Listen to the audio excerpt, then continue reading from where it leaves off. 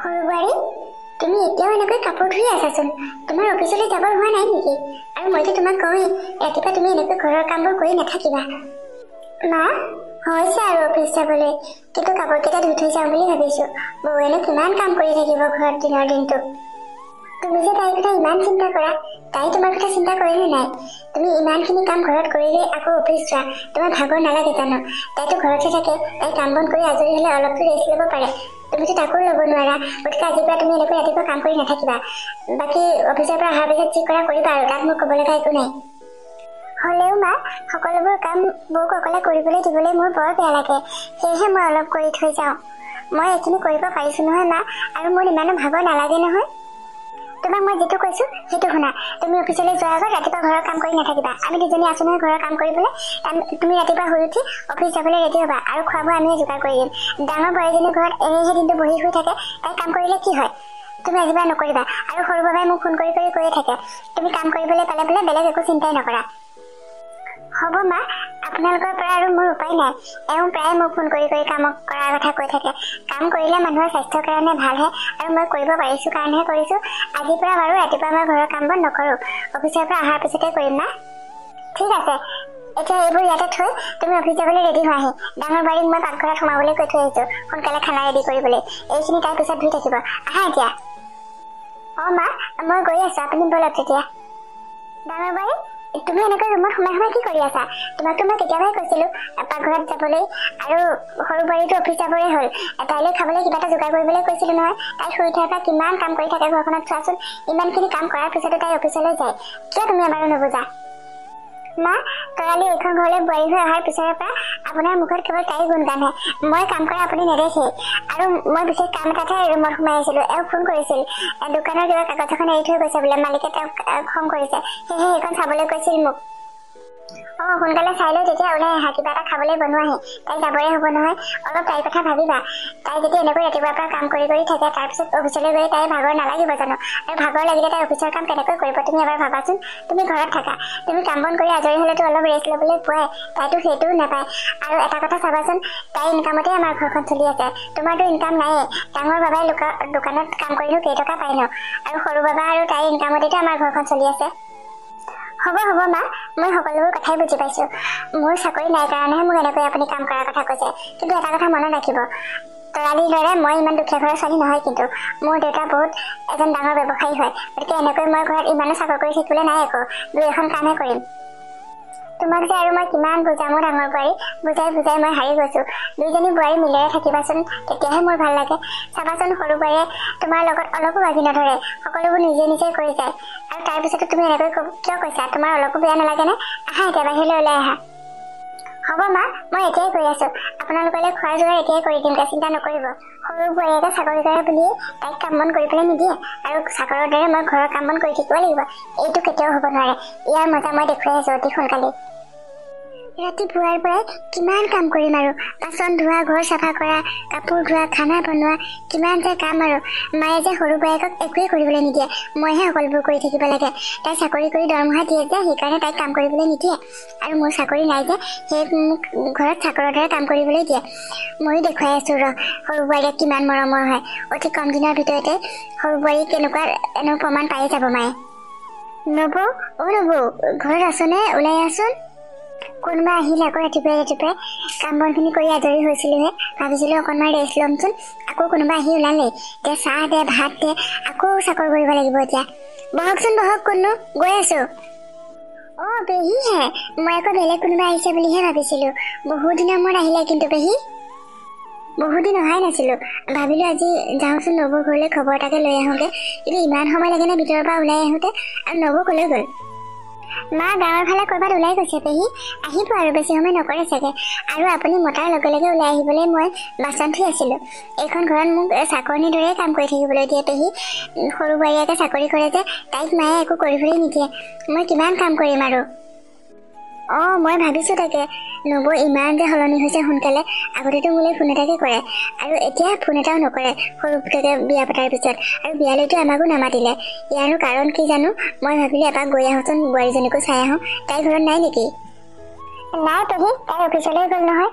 ৰাতিপুৱা শুই উঠাৰ পিছত আৰু তাই নিজৰ 2-এখন কাম কৰে, ঘৰৰ কাম একোৱেই নকৰে। মায়ে তাইক একোৱেই কৰিবলৈ নিদিয়ে। মই খানা বনোৱাৰ পৰা তাই টিফিন ৰেডি কৰি দিয়ালৈকে সকলোখিনি কৰিব লাগে।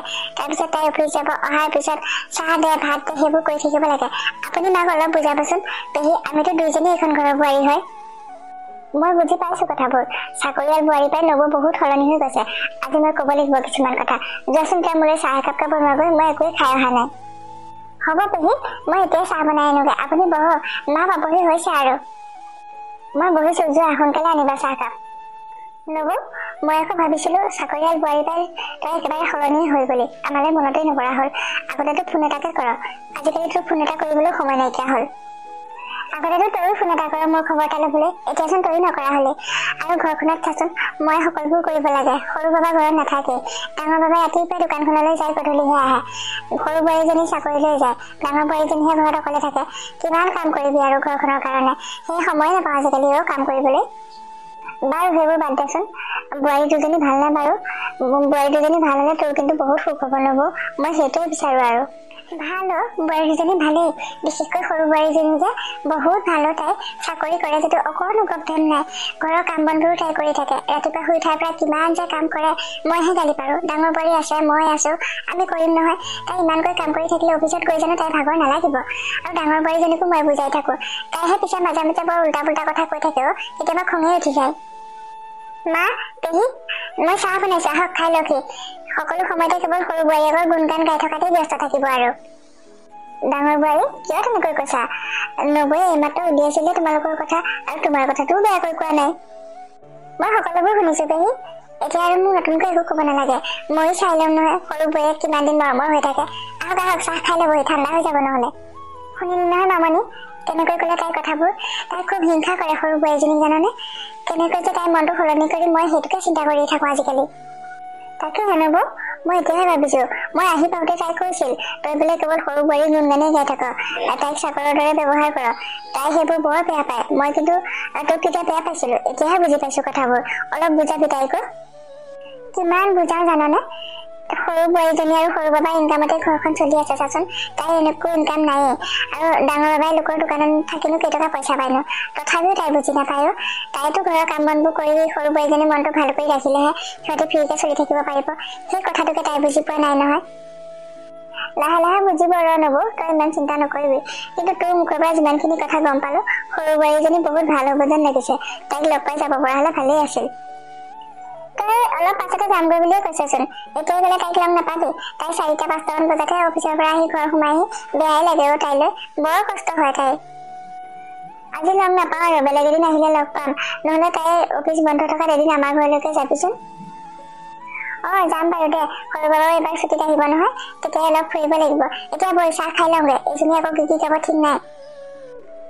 বল বল। মৌ, কি হৈছে তোমাৰ? এনেকৈ ৰুমত সোমাই মন চন মাৰি বহি আছা যে? মোৰ দোকানলৈ যাবৰ সময় হ'ল, তুমি এপাকো ওলাই যোৱা নাই, আৰু মোৰ কাৰণেও একো ৰেডি কৰি দিয়া নাই। কি হৈছেনো তোমাৰ? কি হব আৰু, মোকনো এইখন ঘৰৰ কোনে মানুহ বুলি ভাবেনো? মই এটা মেচিনে সকলোৰে মতে সকলো সময়তে কেৱল ঘৰৰ কাম সেইখিনিকে কৰি থাকিব লাগিব। মোৰ কি দুখ ভাগৰ নাই নেকি? আজি মই একো নবনাও, বাহিৰতে কৰবাত খাই ল'বা যোৱা। তুমি এনেকৈ কিয় কৈছা? তুমিতো সিমান কাম নকৰাইচোন ঘৰত। তৰালিয়ে যিমানখিনি কাম কৰি থাকে, ইমানখিনি কাম কৰাৰ পিছতো অফিচলৈ যাই চোৱাচোন।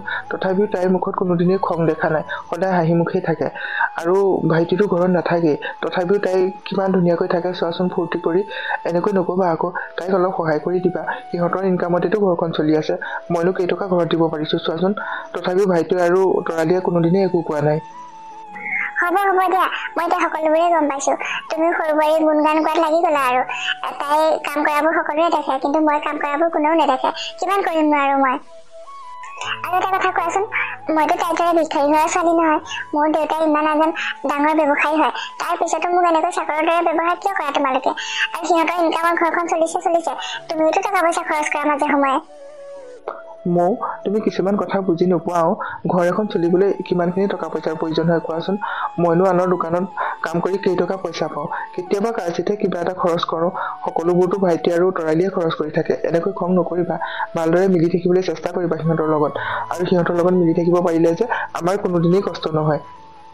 হ'ব হ'ব তোমালোকৰ লগত আৰু মই জিকিব পাৰিম নে মই ভাবিছো কেইদিনমান ঘৰলৈকেহে গুচি যামগৈ আৰু তেতিয়া চাম নহয় এইখন ঘৰত কোনে কাম কৰে যি কৰা কৰিবা আৰু সেইবোৰ তোমাৰ কথা আহা এতিয়া মোক কিবা এটা খাবলৈ দিয়াহি মোৰ যাবৰ সময় হ'ল নহয় ব'লা তুমি মই গৈ আছো মইচোন কালি প্ৰজেক্টৰ আধা কাম কৰিয়ে থৈছিলো মই বাৰু ছেভ নকৰিলো নে কি বাৰু এতিয়াচোন ইয়াত একোৱে ডাটা নাই নে মোৰ লেপটপটোহে বেয়া হৈছে একো ধৰিবই পৰা নাই কি যে ঘটনাবোৰ হৈ থাকিবলৈ লৈছে মোৰ লগত এইটো আকৌ নতুনকৈ কৰিব লাগিব কিমান কষ্ট হ'ব এতিয়া এইবোৰ কৰি থাকোঁতে এতিয়া ঘৰৰ কাম কৰিবলৈ সময় নহ'ব বৈচোন খঙেই কৰিব মোক ইফালে নকৰিলেও নহয় কালিলৈ চাবমিট কৰিবগৈ লাগিব হয় বোৱাৰী তুমি কিবা কাম কৰি আছা মা ছাৰে মোক বিশেষ এটা কামৰ ওপৰত প্ৰজেক্ট এটা বনাবলৈ দিছিল কালিলৈ ডাঙৰ মিটিঙো আছে তাতে মই প্ৰজেক্টটো ছাবমিট কৰিব লাগিব আৰু এইটো যদি মই ভালদৰে কৰিব পাৰোঁ মোৰ প্ৰমোশ্যনো হ'ব মা হয় নেকি কৰা কৰা তেতিয়া ভালদৰে কৰা তোমাৰ প্ৰমোশ্যন হ'লে যে কিমান ভাল লাগিব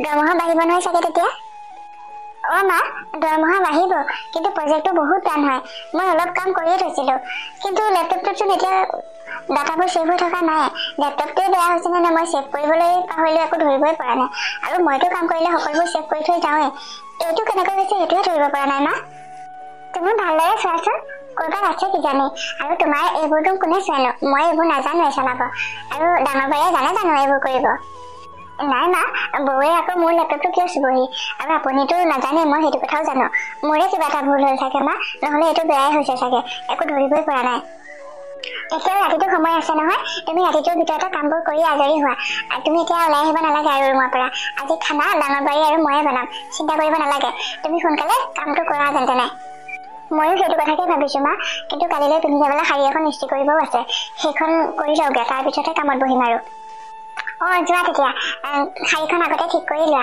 ইমান ডাঙৰ মিটিং হ'ব ধুনীয়া হৈ যাব লাগিব নহয় আৰু তাতে মোৰ বোৱাৰী হয় আকৌ তেতিয়াহে মই সৰ্বৰ আগত ক'ব পাৰিম কথাবোৰ এতিয়া শাৰীখন ঠিক কৰি থৈ আহা তাৰপিছত কাম কৰি আহি মই বাৰু তোমাক চাহ একাপ দি যামহি মাজতে ঠিক আছে মা মই এতিয়া শাৰীখনেই ঠিক কৰি লওঁ চাহ একাপ খাবলৈ সঁচাকৈ বৰ মন গৈ আছে আপুনি ক'বচোন বৌৰ আগত মই ক'ম বাৰু এতিয়া চাহ ময়ে বনামগৈ দিয়া তাইও খাব চাগে আমি তিনিওজনী একেলগে খাব পাৰিম তুমি যোৱা কামবোৰ কৰি যোৱাগৈ হ'ব মা শাৰীখন মই ইস্ত্ৰি কৰি বিচনাৰ ওপৰতে থৈ গৈছিলোঁ এইখন আকৌ তলত পৰি কেনেকৈ চলি আছে ইমান ধুনীয়া শাৰীখন এনেকৈ কেনেকৈ থ'বলৈ পালে মোৰ লগত এনেকুৱা ঘটনা কিয় ঘটিছে বাৰু কি হৈছে ভগৱান প্ৰজেক্টৰ কামবোৰ কৰি লেপটপটো ছেভ কৰি থওঁ সেইবোৰ ডিলিট হৈ গুচি যায় আৰু ইস্ত্ৰি কৰি থোৱা শাৰীখন বিচনাৰ পৰা তলত নামি গ'ল আৰু ইস্ত্ৰিটো শাৰীখনৰ ওপৰত পৰি গোটেই শাৰীখন জ্বলি গ'ল কি হৈছে এইবোৰ এই কথাটো মই আকৌ মাৰ আগত কেনেকৈ কওঁ ময়ে ভুল বুলি ভাবিব কোনেওতো মোক বিশ্বাস নকৰিব কিন্তু ঘটনাবোৰ কেনেকৈ হ'বলৈ পাইছে মই সেইটোহে ধৰিব পৰা নাই মই এইখন সামৰি থৈ দিওঁ মোকতো কোনেও বিশ্বাস নকৰিব এইখন কেনেকৈ জ্বলি সেই কথাটো ক'বলৈ হ'লে আকৌ যদি কেতিয়াবা এনেকুৱা ঘটনা ঘটে তেতিয়া এই কথাটো উলিয়াব লাগিব আৰু মোৰ কামবোৰত এনেকুৱা কিয় খেলি মেলি হৈছে মই নিজে এবাৰ নজৰ দিব লাগিব নহ'লে মোৰ আৰু ডাঙৰ বিপদ হ'ব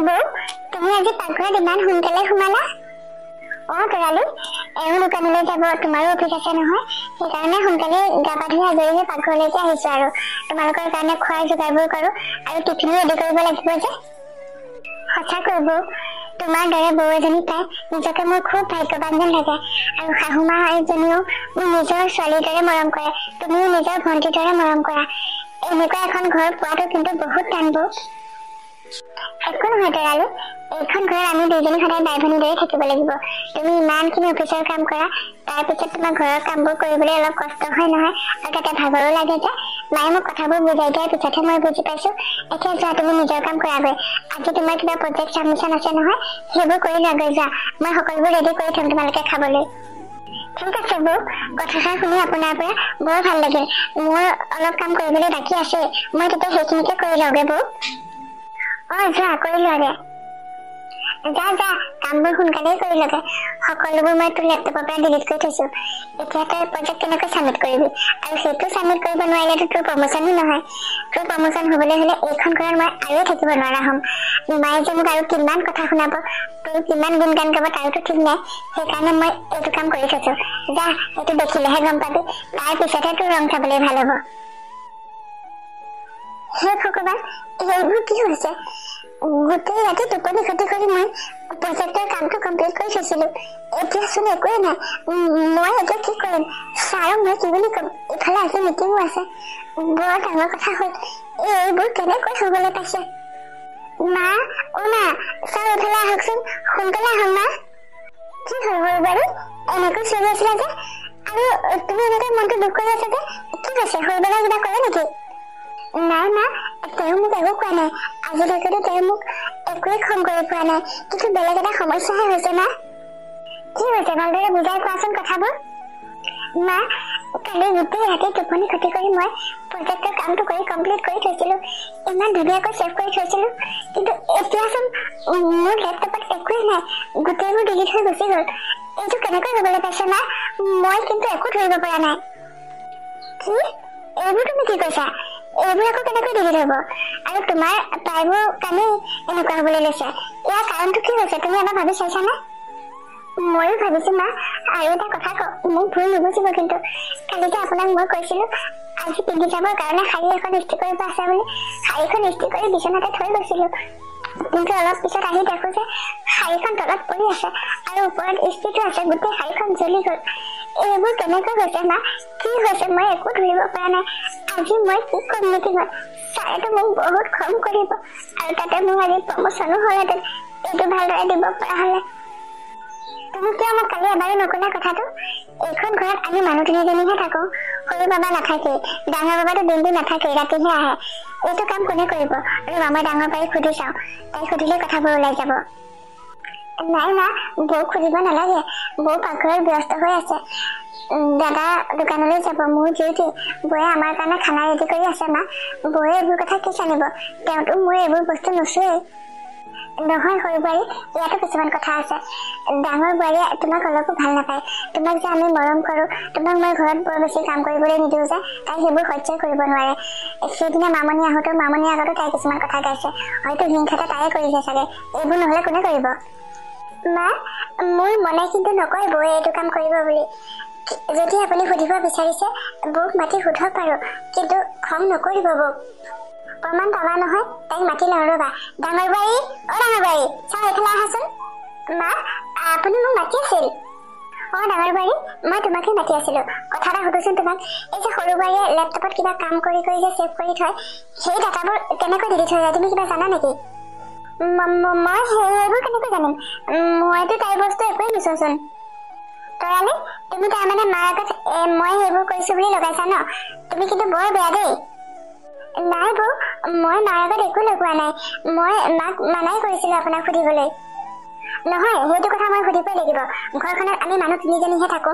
ডাঙৰ বাবাতো দিনটো চোন নাথাকে, ৰাতিহে আহে। আৰু সিটো সৰু বোৱাৰীৰ ৰুমত নোসোমায়। গতিকে তাইৰ লেপটপৰ পৰা বস্তুবোৰ কেনেকৈ ডিলিট হৈ যাব? আজি কেইবাদিনৰ পৰাও সেইটো হৈ আছে তাইৰ লগত। আৰু কালি তাই গোটেই ৰাতি টোপনি ক্ষতি কৰি যিটো কাম কৰি থৈছিল, এতিয়া সেইটো একোৱেই নাই। সেইটোতো তাই আজি মিটিঙত দিবগৈ নোৱাৰিব। আৰু সেইটো নিদিলে তাই ছাৰে কেনেকৈ ক'ব তুমি জানানে ডাঙৰ বোৱাৰী? আৰু তাইৰ প্ৰমোচনো নহ'ব এতিয়া। এইটো কাম কোনে কৰিলে? তোমাৰ বাদেতো এইখন ঘৰত এইটো কাম কৰিব পৰা মানুহ নাই। ডাঙৰ বোৱাৰী, এতিয়াও সময় আছে। যদি তুমি এইটো কাম কৰিছা তেতিয়াহ'লে সঁচা কথা কৈ দিয়া। আৰু এটা কথা কওঁ শুনা, কালি ৰাতি তাই শাৰীখন ইস্ত্ৰি কৰি বিচনাৰ ওপৰত থৈ গৈছিল। বিচনাৰ ওপৰত থৈ যে শাৰীখন তলত কেনেকৈ পৰিল, আৰু শাৰীখনৰ ওপৰত ইস্ত্ৰিটো পৰি কেনেকৈ পৰি থাকিল সেইখন, এইবোৰ জানো তুমিয়ে কৰা নাই? কিন্তু মা, কোনো কিন্তু নাই, সঁচা কথাবোৰ কৈ দিয়া। মানুহৰ জীৱনত ভুল হয়েই। গতিকে তুমি যদি কেইনম্বৰকৈ এইবোৰ কৰি ভুল কৰিছা তেতিয়াহ'লে আমি তোমাক শুধৰাই ল'ম। আৰু এনেকুৱা কাম নকৰিবা। আৰু মই যি জানো এই কামবোৰ তুমিয়ে কৰিছা, কাৰণ তুমি সৰু বোৱাৰীক বহুত হিংসা কৰা। তাইক যে আমি মৰম কৰোঁ সেইটো তুমি সহ্য কৰিব নোৱাৰা। কিন্তু তুমি এবাৰো ভাবি নোচোৱা যে আমি দুইজনী বোৱাৰীকে সমানে চলাওঁ, দুইজনীকে সমানে মৰম কৰোঁ। তাই চাকৰি কৰে কাৰণে তাইক অলপ ঘৰৰ কাম কমকৈ কৰিবলৈ দিওঁ, সেইটোতো মোৰ কোনো ভুল নহয়। বৌ, মোৰ মনে নকয় তুমি এইটো কাম কৰিছা বুলি, কিন্তু তথাপিও যদি কৰিছা সঁচা কথাবোৰ কৈ দিয়াচোন বৌ। আজি মোৰ বহুত ডাঙৰ সমস্যা হ'বগৈ অফিচত। সঁচা কথা কোৱা ডাঙৰ বোৱাৰী, এইবোৰ কিন্তু তুমি পাপ কাম কৰিছা আকৌ। আমাক লুকুৱাই কৰিছা যদি তুমি ভগৱানক ফাঁকি দি কৰিব পৰা নাই, তেওঁৰ চকুত তুমি দোষী হৈ যাবা। গতিকে তুমি সঁচা কথাবোৰ কৈ দিয়া। অ মা, এইবোৰ ময়ে কৰিছিলো। তাই যে কামবোৰ কৰি কৰি লেপটপত ছেভ কৰি থৈ যায়, ময়ে ডিলিট কৰি থওঁ। আৰু কালি ৰাতি কৰি থোৱা কামবোৰ আজি ৰাতিপুৱা তাই গা ধুবলৈ যাওঁতে ডিলিট কৰিছিলো। আৰু কালি ৰাতি শাৰীখনো ময়ে তেনেকুৱা কৰিছিলো। মোৰ একেবাৰে সহ্য নহয়। তাইক যে আপোনালোকে বহুত মৰম কৰে আৰু মোক ঘৰৰ কামবোৰ চাকৰিৰ দৰে কৰাই তাইক কৰিবলৈ নিদিয়ে যে, মই সেইকাৰণে এইবোৰ সহ্য কৰিব নোৱাৰো মা। বৌ তুমি এনেকুৱা কিয় কৰিলা মোৰ লগত? তুমি জানানে আজি মই এই প্ৰজেক্টটো অফিচত দিবগৈ নোৱাৰিলে মোৰ কিমান ডাঙৰ সমস্যা হ'ব, কিমান ডাঙৰ বিপদ হ'ব বৌ। মইতো তোমাক নিজৰ বাইদেউৰ দৰে ভাবিছিলোঁ, কিন্তু তুমি মোৰ লগত এনেকুৱা কিয় কৰিলা বৌ? বৰ দুখ পাইছোঁ মনত। মই এবাৰো ভবা নাছিলোঁ এইটো কাম তুমি কৰিব পাৰিবা বুলি।